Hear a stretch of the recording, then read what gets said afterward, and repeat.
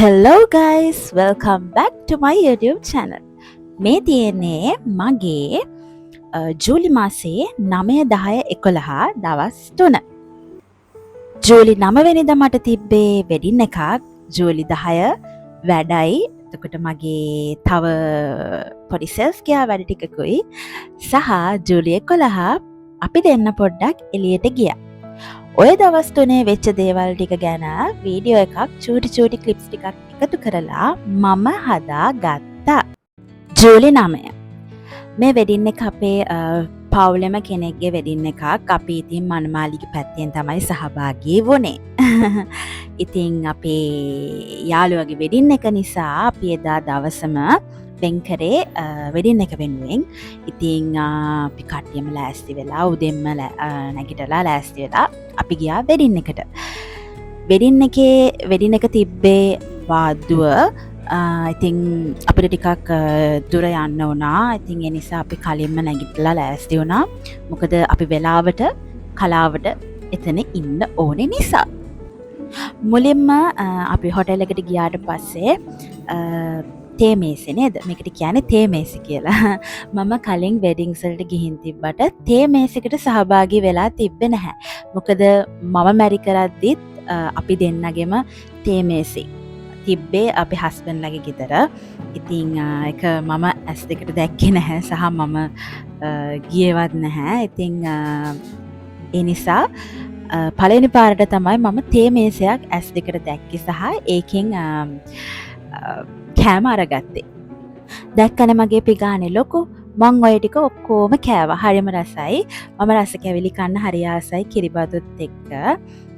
හරිම රසයි තේ මේසෙ තිබ්බ කැවිලි කිරිබත් සහ ඉඟුරු තේ එකක් තිබ්බා. ඉතින් හරි ආසාවෙන් මම ඒක ගත්තා. ඒ එක්ස්පීරියන්ස් එක මං කලින් අරගෙන තිබ්බේ නැති නිසා. දැන් ලෑස්ති වෙන්නේ වෙඩින් එක පටන් ගන්න. මුලින්ම පෝරුව සෙරමනි එක තමයි තිබ්බේ. ඉතින් දැන් මනමාලය මුලින්ම ඇතුළට ගියා. ඔන්න අපේ මනමාලි එනවා තව ටිකකින්. හරි ලස්සනයි එයා එදා. මම ලස්සනටම එයාව දැක්කේ එදා. ඉතින් එයා මේ වීඩියෝ එක බලනවද දන්නේ නැහැ. හැබැයි එයා හරි ලස්සනට මං එදා එයාව දැක්කා. මං ගොඩක්ම ගිහිල්ලා තියෙන්නේ චර්ච් වෙඩින්ග්ස් වලට. ඒ කියන්නේ මම කතෝලික නිසා මට ගොඩක් මගේ නෑදෑයෝ එතකොට මගේ පවුලේ කට්ටිය ගොඩක් ඔක්කොම වගේ කතෝලික. එතකොට මම ගිහින් තියෙන්නේ චර්ච් වෙඩින්ග්ස් වලට විතරයි ගොඩක් වෙලාවට. එතකොට වෙන වෙඩින්ග්ස් වලට ගිහින් තියෙනකොට මං ගිහලා තියෙන හොටෙල් එකට විතරයි. මං ඇස් දෙකෙන් කවදාවත් ඒ සෙරමනිස් හරියට දැක්කේ නැහැ. හැබැයි මම මේ වෙඩින් එකේ තමයි ඒ හැම එකක්ම තේ මේසේ ඉඳන් අන්තිම වෙනකම්ම හැම දෙයක්ම ලස්සනට එකින් එක දැක්කේ.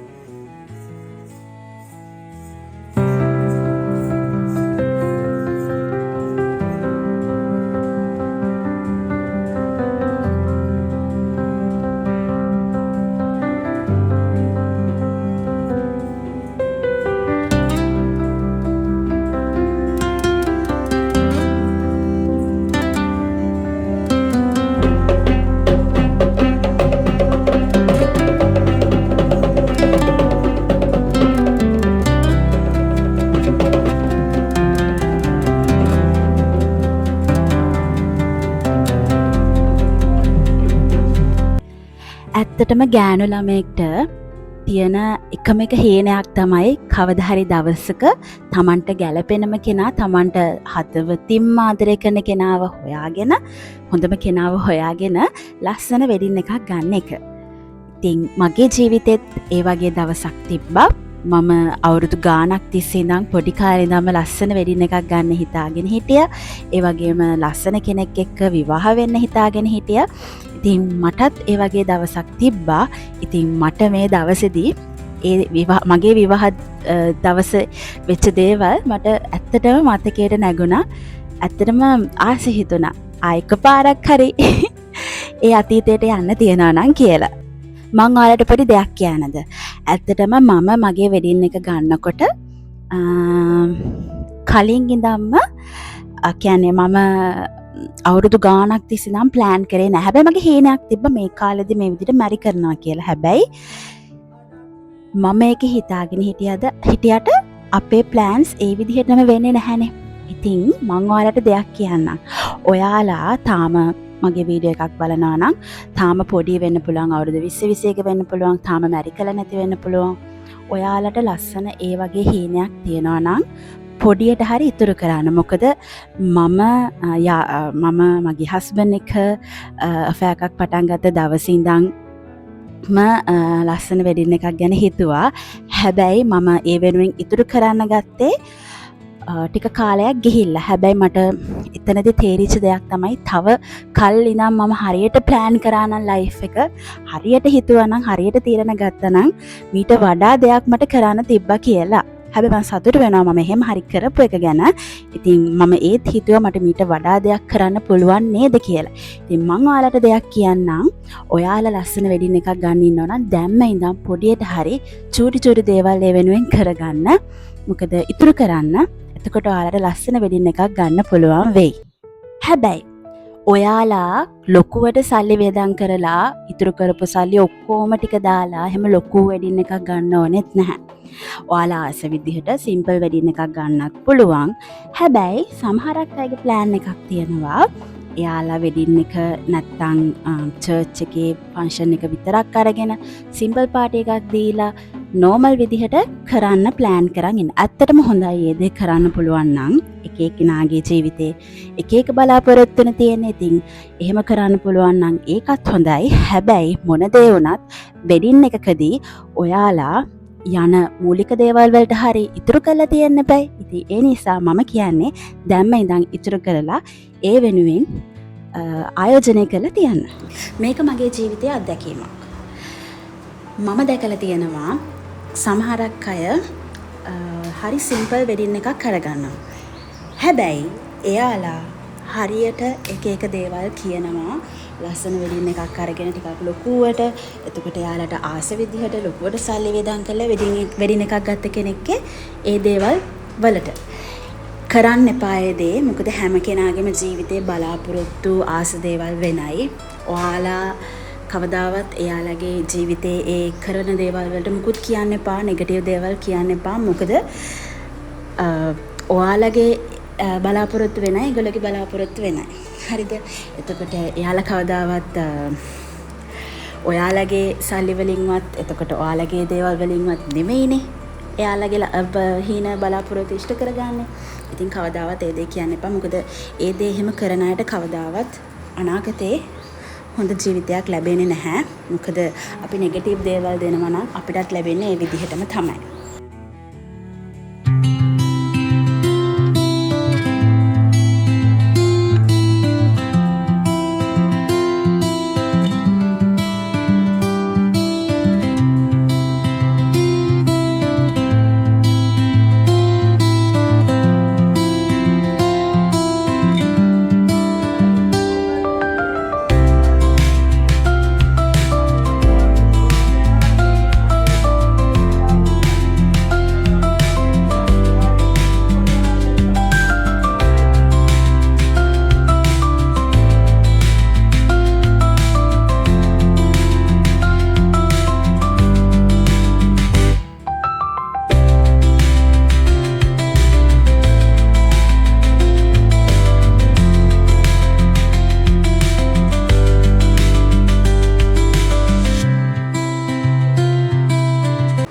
වෙඩින් එකේ වැඩ ටික ඔක්කොම ඉවර වුණා. ඒ කියන්නේ පෝරුව සෙරමනි එක ඉවර වුණා.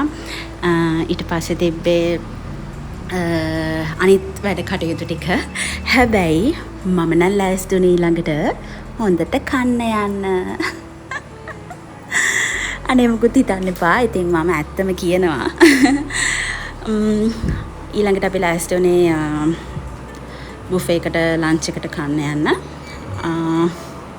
මෙයා මේ බල ඉන්න පැත්ත ගැන නම් ඔයාලා දන්නව ඇති මොකද්ද කියලා.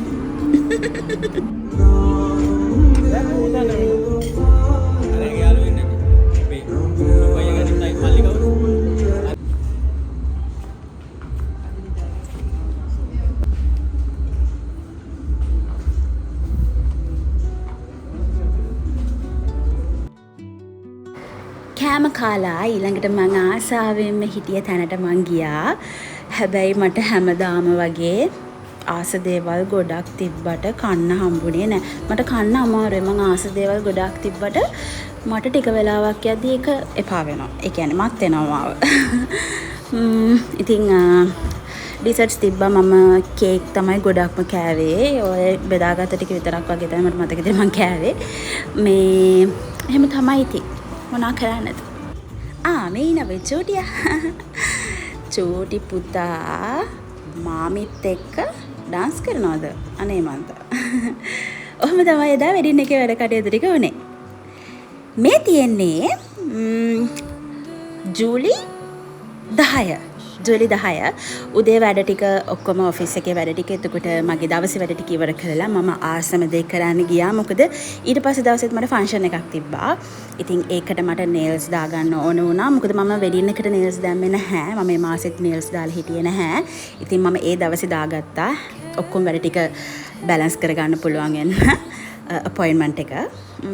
ඉන්නේ මේ මොකද්ද? බියුටි නේල්ස් බා එකේ. ක්‍රස්කට් බ්‍රාන්ච් එකේ තමයි මම ඉන්නේ. ඉතින් මම හැමදාම වගේ මෙන්න මේ විදියට ලස්සන නේල් සෙට් එක දාගෙන හැබැයි කියන්න දුකයි මම නේල් සෙට් එක දාගෙන ලස්සනට ආවට මට ඊට පස්සේ දවසේ තිබ්බ ෆන්ක්ෂන් එකට යන්න බැරි වුණා. ඔහොම තමයි ඉතින් ඒ දවස් ටික ගත වුණේ. දැන් vlog එකේ අන්තිම හරියට හැවිලා තියෙන්නේ. මොකද හිතන්නේ මේ vlog එක හැමදාම වගේ හොඳයි නේද? ඔයාලා කැමති නම් කමෙන්ට් කරලා ලයික් කරන්න. අඩුපාඩු වැරදි තියෙනවා නම් ඒවත් කියන්න මම ඒවා හදාගන්නම්. දැන් මම vlog එකකින් ඉවර කරන්න හදන්නේ. ඔයාලා හැමෝටම ගොඩක් ආදරෙයි. බයි.